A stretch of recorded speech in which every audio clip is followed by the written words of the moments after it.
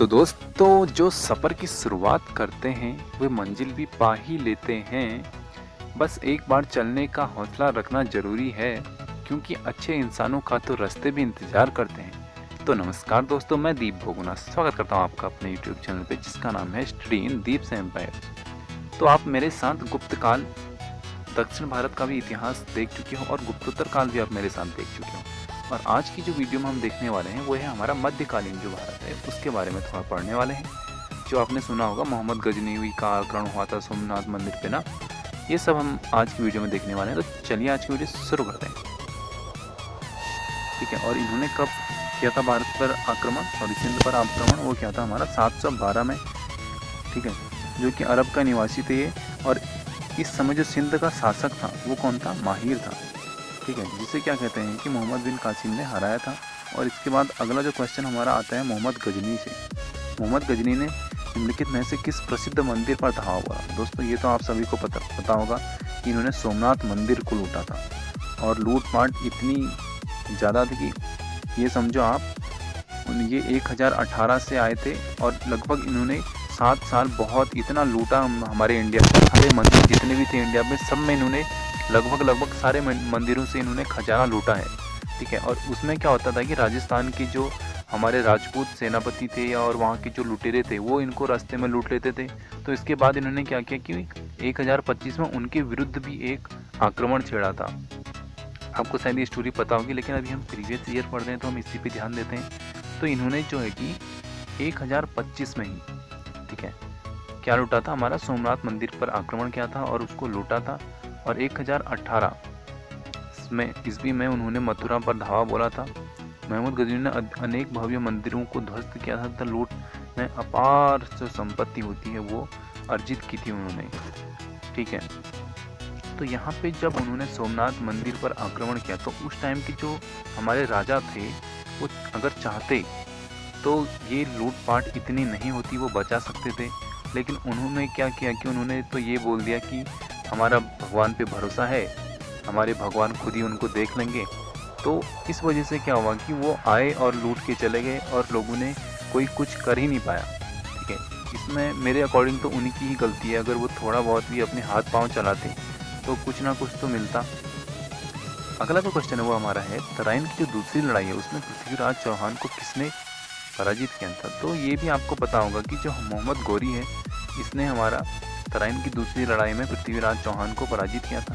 और पहली बार हमारा पृथ्वीराज चौहान जीत गए थे, लेकिन उन्हें हमारा मोहम्मद गौरी को छोड़ दिया था। ठीक है, तराइन की जो पहली लड़ाई हुई थी वो 1991 में हुई थी, इसमें कि मोहम्मद गौरी और पृथ्वीराज के बीच, इन दोनों के बीच ही हुई थी। इस मैदान में दूसरी लड़ाई जो हुई इनके बीच 1192 में हुई थी। इसमें क्या हुआ कि प्रथम युद्ध तो पृथ्वीराज विजय रहे थे, जबकि दूसरे युद्ध में क्या हुआ, मोहम्मद गौरी विजय हुआ। इसके पीछे जो स्टोरी है ये भी आपको पता होगी कि इनके साथ कैसा बर्ताव किया गया था, इनकी आंखें निकाल दी गई थी।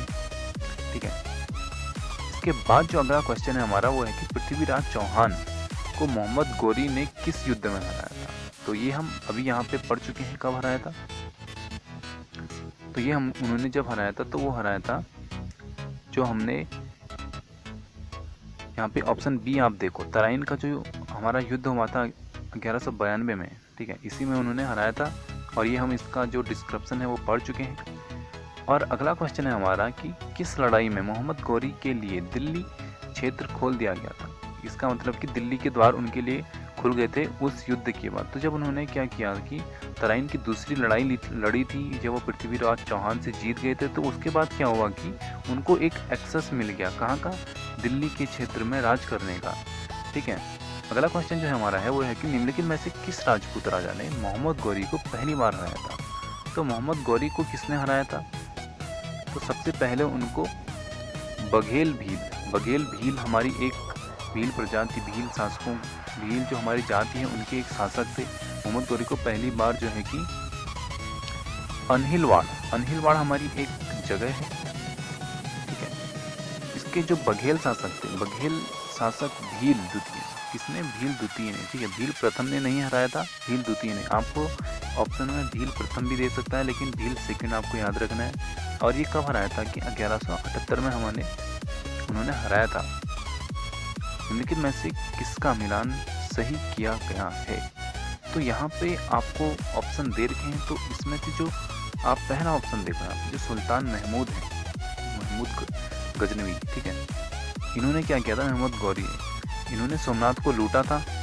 तो यहाँ पे आप देख सकते हैं कि जो सुल्तान महमूद गजनी थे, उन्होंने क्या किया था कि सोमनाथ को लूटा था। ये हम पहले क्वेश्चन में देख चुके हैं क्या क्या 1025 में उन्होंने लूटा था, ठीक है। और यहाँ पे सुल्तान जो गजनवी थे, इनके द्वारा सोमनाथ की लूट की गई थी। अन्य जो विकल्प हैं वो क्या हैं, हमारे गलत हैं, ठीक है। अतः जो विकल्प जो हमारा यहाँ पे आपको ऑप्शन सी दे रखा है कि केवल एक, ये हमारा सही है। और आपसे अक्सर क्या है कि ऐसे ही क्वेश्चन पूछे जाते हैं एग्जाम में जिसमें कि आपको 4-5 ऑप्शन दिए होते हैं।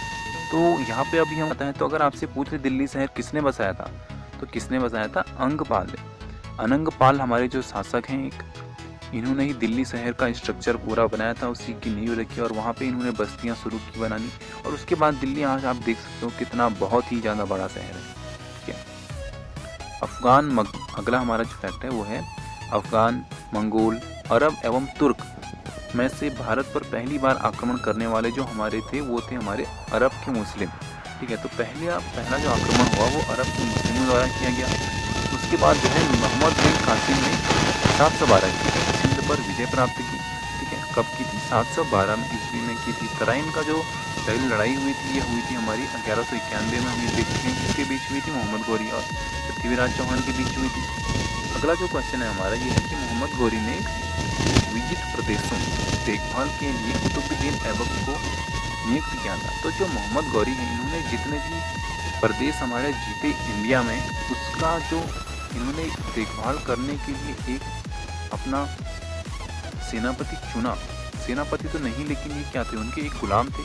तो जो इन्होंने गुलाम को चुना वो थे हमारे कुतुबुद्दीन ऐबक। और कुतुबुद्दीन ऐबक ही हमारे दिल्ली के आसपास का जो एरिया है, इनकी नींव इनको दी गई। तो इसीलिए बाद में जो दिल्ली सल्तनत है उसके ये क्या बन गए, राजा। बाद में इन्होंने खुद ही अपने को राजा बना लिया। कब, जब मोहम्मद गौरी की मृत्यु हो गई थी उसके बाद, ठीक है।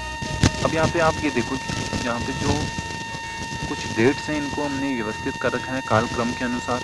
तो जो सबसे पहले हमारा है रोमन कोलोसियम का जो पूरा होना है, ये कब हुआ था पूरा, जो रोमन कोलोसियम पूरा हुआ था वो हुआ था हमारा 80 ईस्वी में, ठीक है। इसके बाद भारत में गुप्त राजवंश का उदय कब हुआ था, 34वीं शताब्दी के प्रारंभ में हुआ था। गुप्त राजवंश आपने मेरे साथ पहले भी पढ़ चुके हो, कब हुआ था, 34वीं शताब्दी के आरंभ में हुआ था। और इसके बाद यहाँ पे आप ये देखो कि पैगंबर मोहम्मद का जन्म कब हुआ था, 570 ईस्वी में हुआ था। कब हुआ था, 570 ईस्वी में हुआ था पैगंबर मोहम्मद का जन्म, ठीक है। और यहाँ पे जो लास्ट है ये है थोड़ा इम्पोर्टेंट भी है, पीटर महान रूस का जार कब बना, रूस का जार मतलब वहाँ का राजा, ठीक है। कब बना था, वो बना था हमारा 1682 में बना था। और कब तक, 1725 तक, ठीक है। तो आप यहाँ पे देख सकते हो कि ये लगभग 45 साल, मतलब इन्होंने 45 साल वहाँ पे राज किया। 45 साल तक ये क्या बने रहे, जार, जिसको हम राजा बोलते हैं उसको वहाँ पे जार बनते हैं, इसमें आप कंफ्यूज ना हो। अगला जो हमारा इसमें टॉपिक होगा वो होगा सल्तनत काल। तो यहाँ पे करते हैं वीडियो को समाप्त। अगर आपको वीडियो पसंद आई तो वीडियो मेरे चैनल को सब्सक्राइब करें, वीडियो को लाइक करें। थैंक यू दोस्तों, जय हिंद, जय भारत दोस्तों।